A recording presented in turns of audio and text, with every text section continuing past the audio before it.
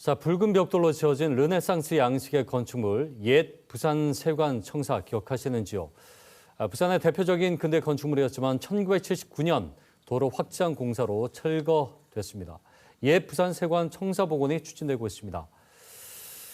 자, 이용득 부산 세관박물관장 저희 스튜디오에 모셨습니다. 예, 어서 오십시오. 고맙습니다. 반갑습니다.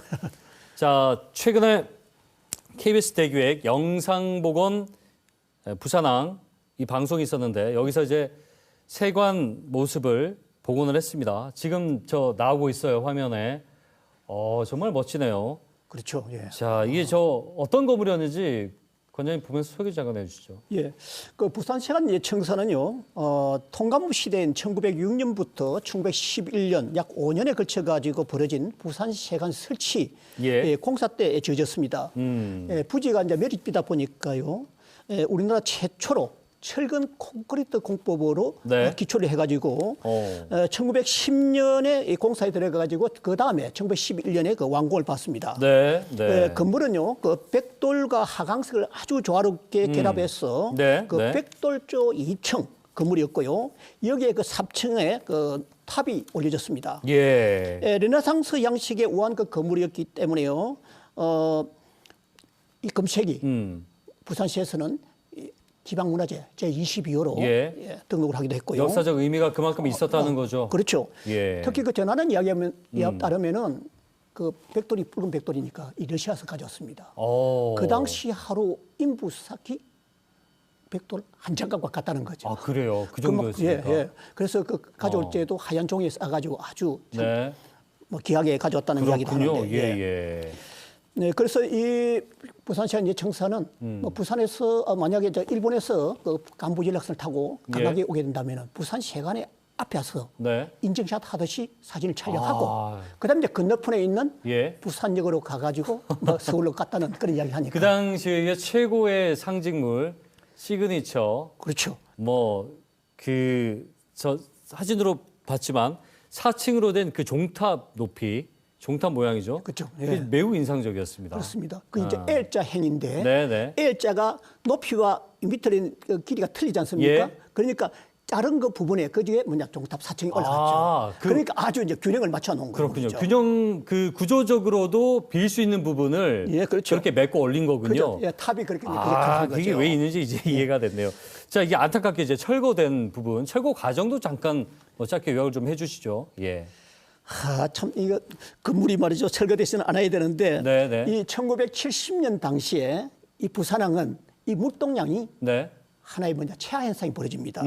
부산항이 한계에 달한 것이죠. 특히 그 영도 이 봉내동 일대에 보면은 지금도 창고 흔적이 많이 있는데요. 그때 그 보세 창고가 많이 있었죠. 그 화물들이 시 애각으로 빠져나가려면은 영도 대교를 거쳐야 되는데 이 영도 대교가 그동안 해도 낡은 데다가 할 수 없죠. 그래서 새로운 다리 가설을 하게 됩니다. 그것이 이제 부산대교죠. 부산대교. 그렇죠. 근데 부산대교를 만들다 보니까 또 그만큼 또 다리가 생김으로 해서 또 도로가 생기다 보니까 이게 부산항 도시계획에 따라 가지고 이 도시 고속도로를 만듭니다. 거기 지나갈 수밖에 없는 위치에 있었다는 그래서 거죠. 약 860m 정도 되는데 그 진민을 만들죠. 그게 이제 부산 세관 이 건물이 섰던 것이 기점이 되는 겁니다. 이게 어쩔 수 없이 이게 참 진퇴양난의 상황이었군요. 얘기를 또 들어보니까. 도로 폭을 넓히는 과정에서 그 언저리에 있는 세관 예청사가 부산대교를 필수적으로 물동량을 소화하기 위해서는 필요했던 다리인데 이 다리의 진출입로를 만들다 보니까 이제 도로를 확장할 수밖에 없는 것이고 마침 그 자리에 있어갖고 그래서 이제 생긴 말이 있습니다. 부산대교와 맞바꾼 부산세관 예청사란 말이 이제 해자가 되는 것이죠. 충분히 그럴 만하네요. 이제 세월이 많이 흐르고 우리가 그 역사적 가치를 또 살리기 위해서 이렇게 다시 이제 복원에 나섰습니다. 최고급 자재와 최고급 또 기술자들이 모두 합심해야 되겠죠. 그렇죠. 들어가야 될 텐데 이 지금 그 북한 콘서트에서 복원 문제를 시민들에게 알렸고요. 옛 부산세관 복원 지금까지 들은 것만으로도 충분히 이해는 됩니다만 왜 복원이 필요한지 다시 한번 좀 강조해 주시죠. 그 우리나라의 그 경제 성장을 일컬어 가지고 한강의 기적이라는 말을 쓰고 있습니다. 이 한강의 기적을 이루는 데는 제가 볼 적에는 부산항의 역할이 아주 지대했다고 봅니다.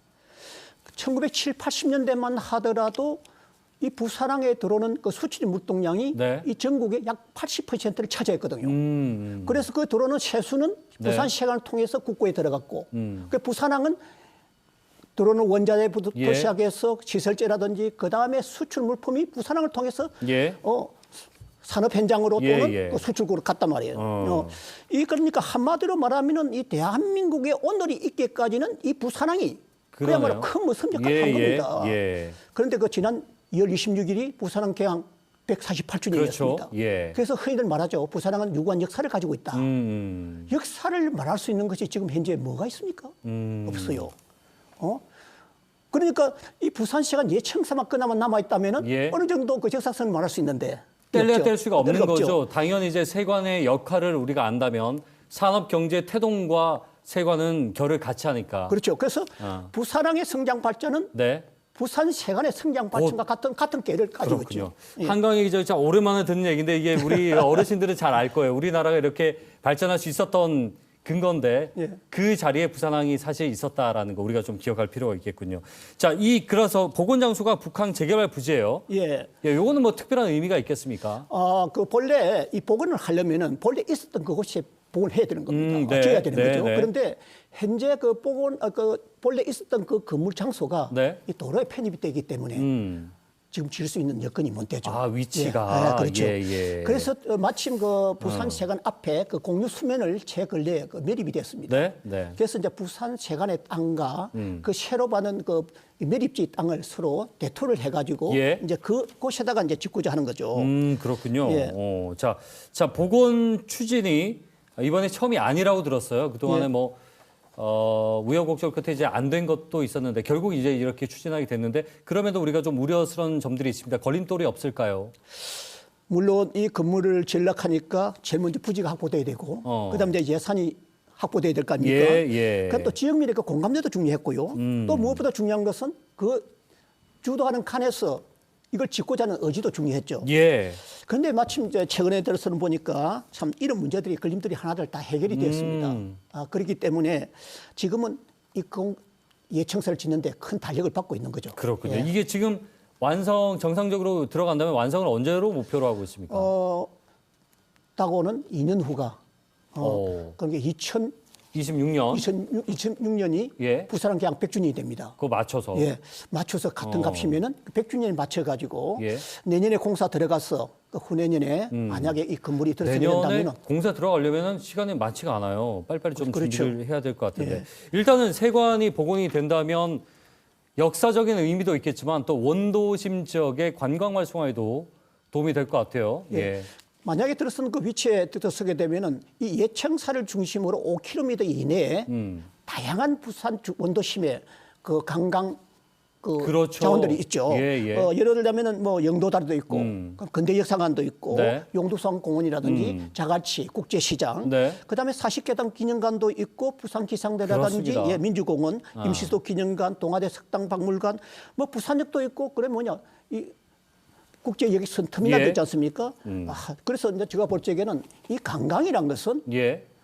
뭐냐면은 여행자의 발길을 오래 머물도록 해야 되는 거죠. 그렇다면은 이 부산 세관의 예청사가 하나 기점이 돼서 네. 이 일대에 볼거리가 많이 있으니까 제가 볼 적에는 앞으로 부산시장 예청사가 그런 역할을 아주 크게 할 것이다. 그렇게 저는 기대를 하고 있습니다. 그쪽이 이제 하나의 원도심의 동부산에 버금가는 관광 벨트가 될 수 있다라고 이제 말씀을 하시는 거죠. 예. 자, 지금 아까 저희가 얘기 나눴던 종탑이 부산 세관에 보관이 돼 있다고 들었고 설계 도면도 있다고 들었는데 예. 만약에 그것대로 이제 잘 재현이 되면야 얼마나 좋겠습니까? 그러나 또 이 시대에 맞춰서 또 변화도 필요할 것 같은데 어떤 식으로 마지막으로 진행되면 좋겠는지 한 말씀 정리해 주시죠. 우리 재현은 만약에 이런 과거에 없었던 건물을 다시 만든다면은 예. 이 재현은 뭐냐면 우리 세트장을 만들듯이 예산만 있으면은 여행 위주로 만드니까 별그리 깊이 생각하지 않아도 네. 쉽게 만들 수가 있죠. 그러나 이 복원이란 것은 그 역사성이라든지 예. 이게 문화재에서의 가치라든지 이런 것을 검증을 해야 되기 때문에 상당히 뭐냐면은 쉽게 만들 수 있는 일이 아니죠. 그래서 예. 시간이 많이 소요되고 또 예산이 많이 소요되는 겁니다. 그래서 아무래도 그 문화재 전문위원들의 그 고견도 많이 들어야 되고요. 이렇게 하다 보니까 예. 뭐 우리 세관에서는 현재 이런 문제점을 해결하기 위해서 예. 지금 TF팀을 구성해가지고 그래요. 예, 보다 더 빨리 예. 이 건물이 아까 우리가 2026년에 맞춰야 되니까 100주년 맞춰서 짓기 위해서 그렇게 고민을 하고 있습니다. 알겠습니다. 이게 단순 재현을 하는 게 아니다. 요즘 4차 산업혁명 시대에 뭘 재현 못하겠습니까? 하지만 복원을 한다는 것은 또 다른 의미입니다. 제대로 역사를 살려가는 그리고 만약에 거죠. 이 건물이 완성이 된다면은 이곳에다가 이 세관의 역사, 항만의 역사, 이 무역의 역사가 들어가는 진짜 그야말로 부산 세관 박물관이 이제 들어가는 거죠. 아, 박물관이 거기로 들어가야 되죠. 알겠습니다. 그리고 시간이 다 돼가지고 오늘 역사 얘기까지 저희가 잘 들었습니다. 오늘 고맙습니다. 수고하십시오. 고맙습니다. 이용두 부산세관박물관장과 함께 얘기 나눠봤습니다.